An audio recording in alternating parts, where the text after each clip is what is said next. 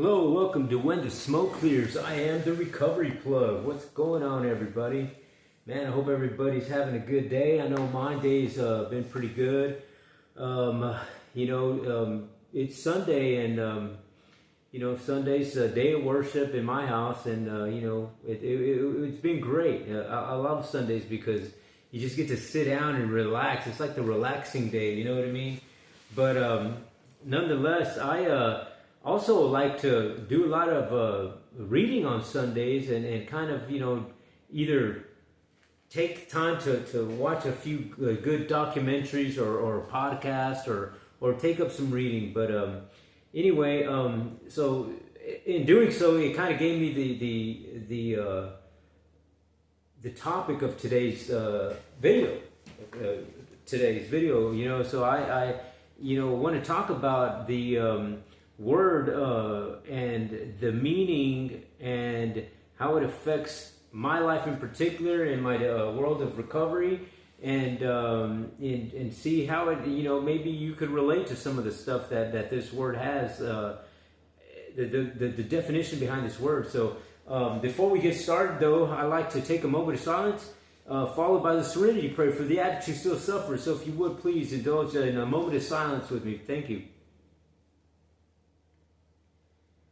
God, grant me the serenity to accept the things I cannot change, courage to change the things I can, wisdom to know the difference. Alrighty. Well, the word for today and what we want to talk about is powerless. And man, I think that powerless is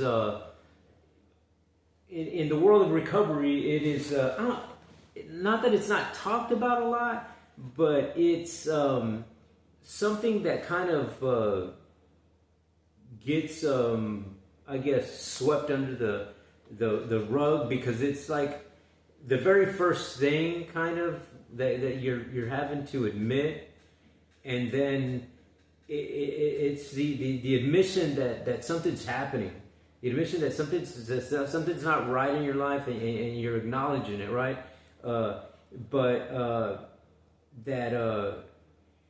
It's hard to control, I guess, or hard to direct your life, maybe. Because in a recovery sense, in a 12-step program, the steps that are involved in that process, there's only that one step that says that you're admitting to something.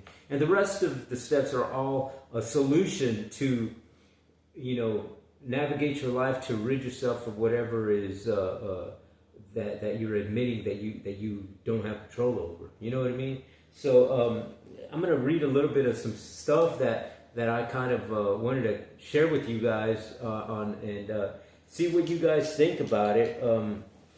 Well, I looked up the word power.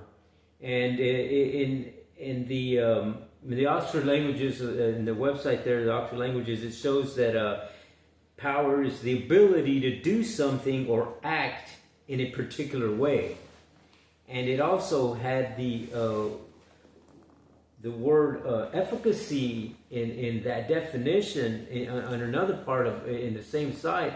And efficacy is the ability to produce a desired or intended result. So efficacy and power is kind of intertwined, it's kind of similar, you know what I mean?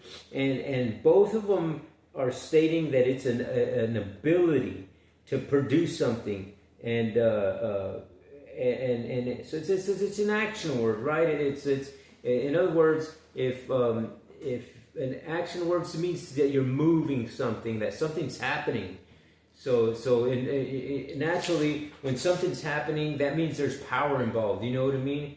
I like to always refer to, because I'm, a mechanically inclined person, that, power is just that. Producing power is just something to make something move. You know what I mean? Or something that's going to be strong. You know what I mean? It's the power to lift something.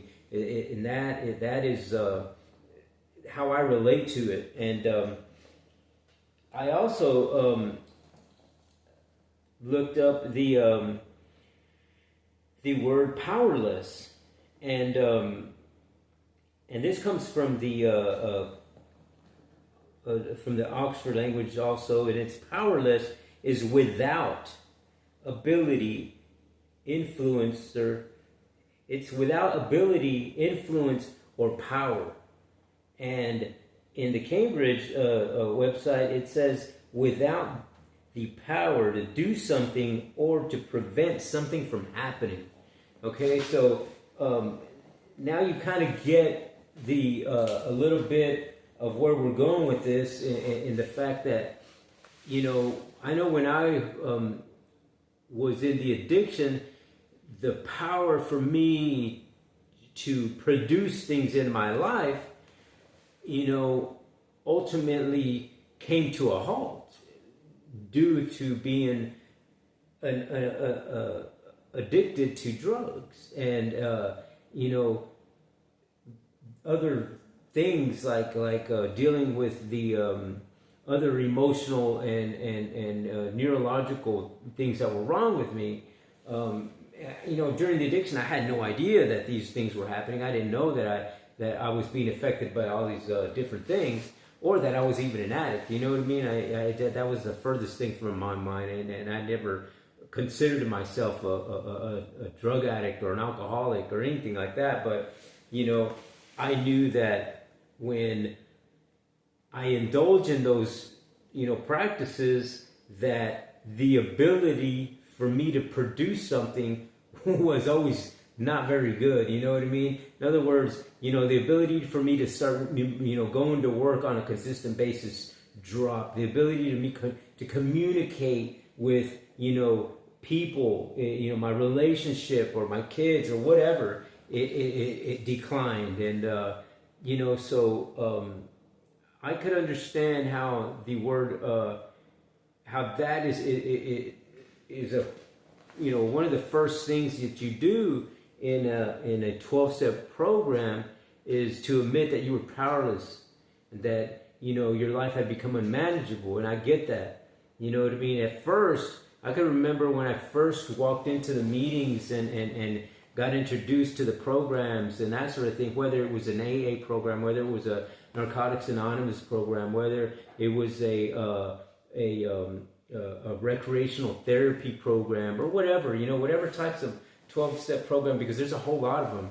And I've been involved in quite a few of them also. And so I know that, that first, step is admitting that you're powerless over something.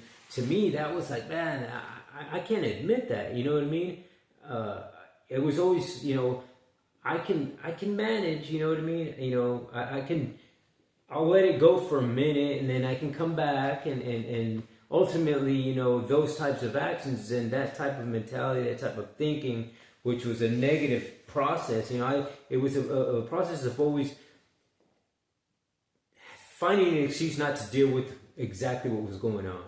You know what I mean? So why is it that you're missing work, or why is it that you're not happy? Why is it that you feel depressed, or why is it that you're sad? And I don't know. I don't know.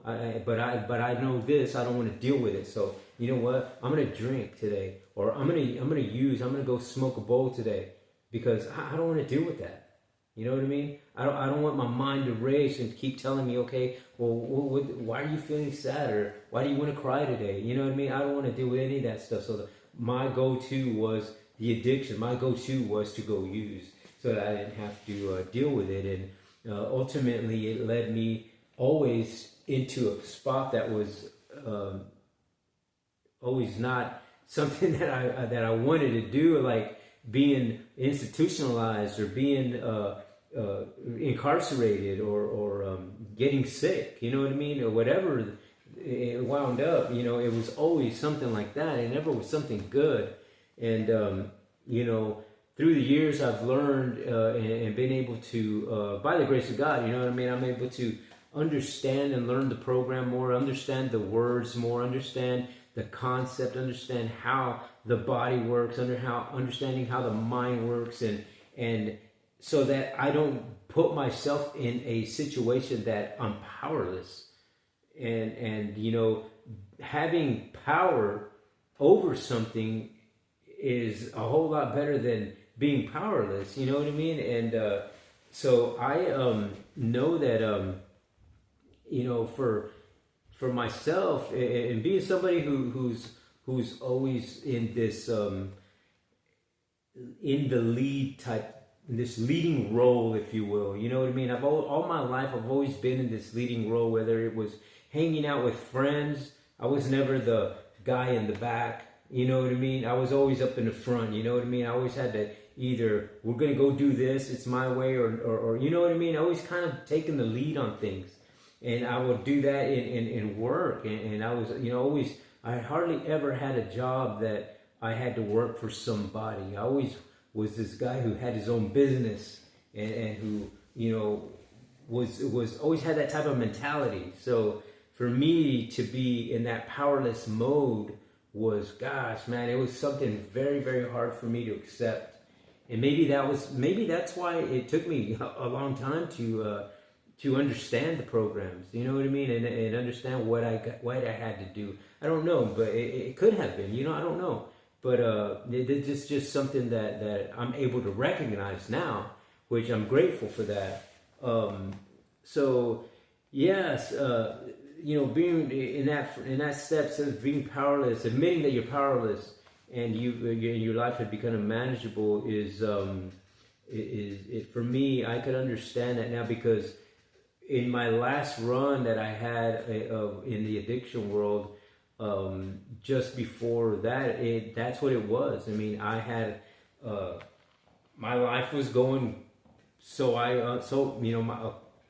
in my eyes, it was going good. You know what I mean? I had, the business, and I had the home, and I had vehicles, and I had, money in the bank, and all that kind of stuff. And ultimately, my life became unmanageable. I lost everything. You know what I mean? I wound up homeless.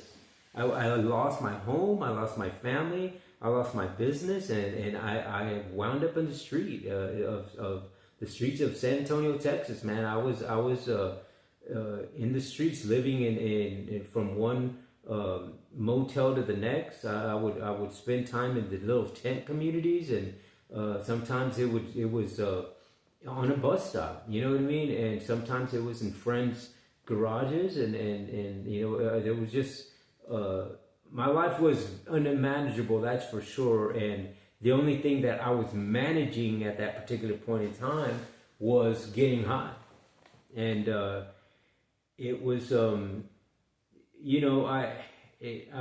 glad, and I'm very excited and happy that I was able to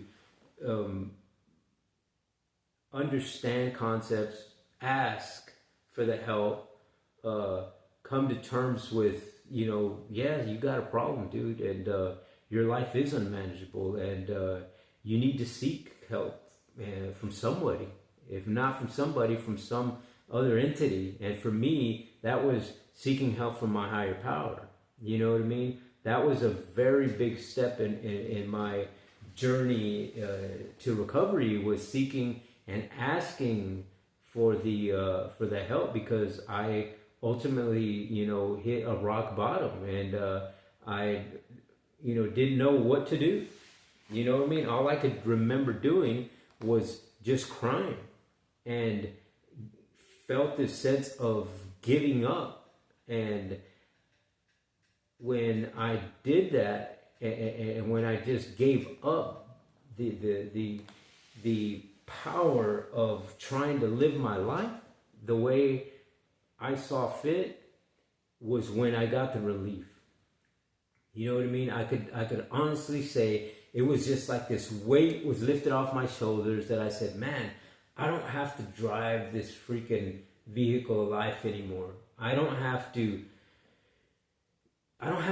use that freaking energy in my brain to figure out what the hell I'm going to have to do, because what I got to do, all I know is that, I don't know how to explain it, but it was just this feeling that I got that was powerless, but powerful at the same time. It's like I could feel myself, just my body was just so relaxed. And this sense in my mind just was at ease, thinking that, dude, you don't have to do this. You don't have to go about your daily life on your own. You know what I mean? There's direction. There is vision. There is something out there that there's an affirmation. You know what I mean? Because we all seek this ability to want to be involved in something, want to be loved, we want to care, we want to be acknowledged that we exist, that we matter. And when you have a purpose to do something, it gives you a drive. It gives you that sense of power that, okay, now I'm doing something. You know what I mean? Now I have this quote unquote goal to get to now, and it's not a big freaking thing, but it's a little goal that I can try and get. And for me, it was just giving it up to my higher power, giving up the things that I had no control over. You know what I mean? You know, I had control over, okay, where am I going to sleep tonight? You know what I mean? Do I continue to go and sell drugs? Do I continue to go and hang out in the motels and do licks or whatever to maintain, you know, a roof over my head? Or do I go seek a program? Do I go seek help from programs that the city has or that the VA has? And so those are the types of options that I had, right? So I was grateful that I was able to see those things clearly, because the option for me to go ask help from somebody or some entity was totally off the books. You know what I mean?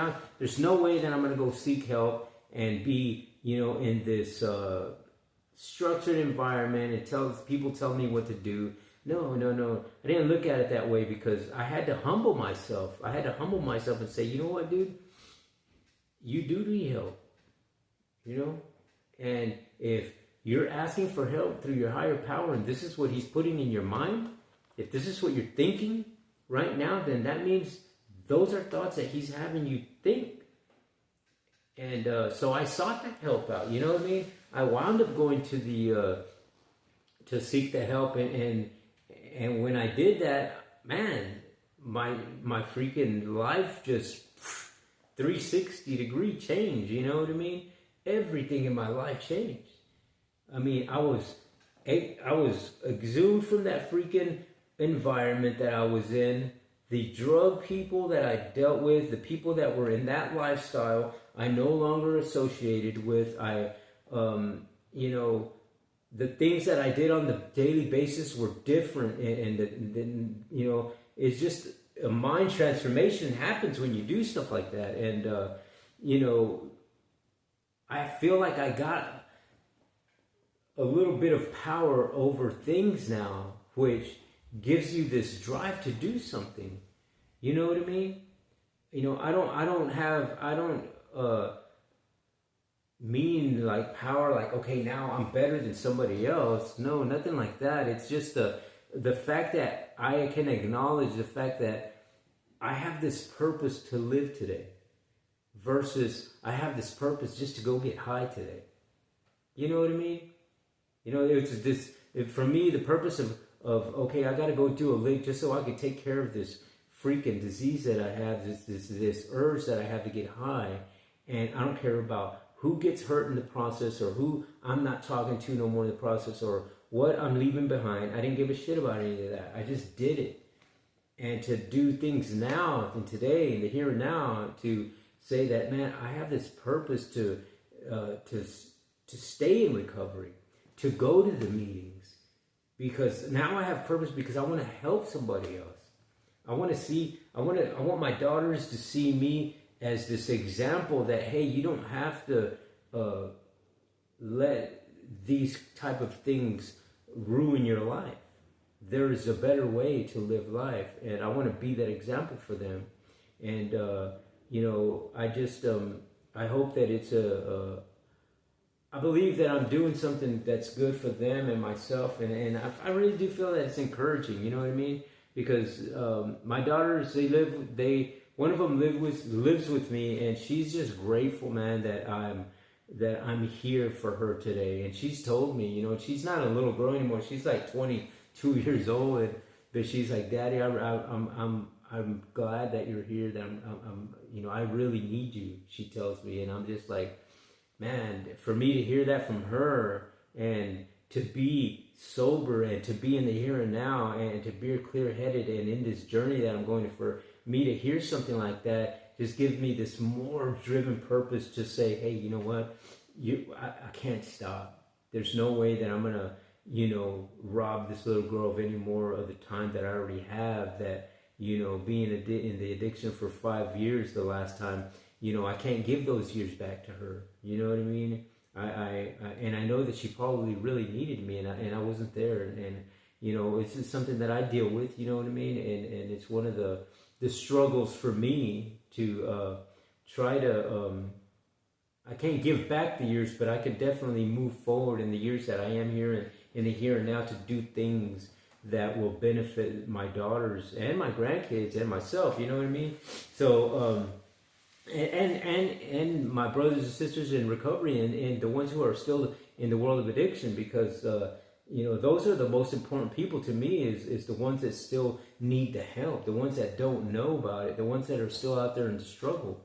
And for me to share a message to maybe it would, you know, hit somebody, you know what I mean? Maybe it'll hit home for somebody, and maybe today will be the first day that they decide to come to this side of the world of recovery and positivity and spirituality, man, because it's great, man. It really is. And I'm grateful to my higher power that I'm able to be here and be here for my kiddos. And even though they're older, you know what I mean, I'm just, life is good, man. And, you know, heck, just yesterday, you know, my oldest daughter brought, you know, 3 of her kids over to the house, and you know, I watched all 3 of them, and man, we went bike riding, and when we, you know, had a blast watching, you know, movies, and playing the guitar, and you know, just throwing the ball around, and man, and I was tired. I was tired as hell.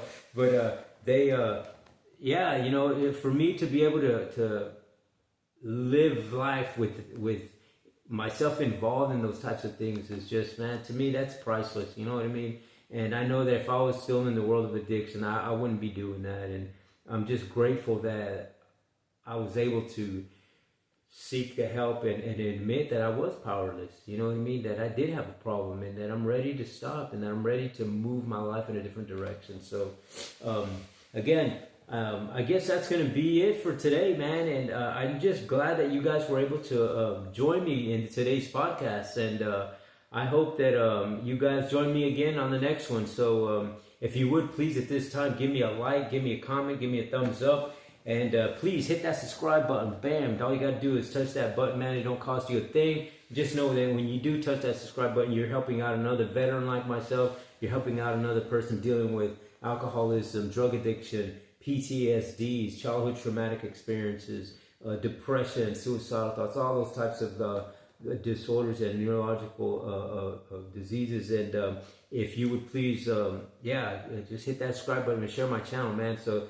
you know, the more people that see the videos, is the more people I can help. And that's the whole concept of doing these things, is to help as many people as we can to bring them on this side of spirituality and recovery. And I guess that's going to be it for today's video. I thank you for watching. I guess until the next time on When the Smoke Clears, I am the Recovery Plug.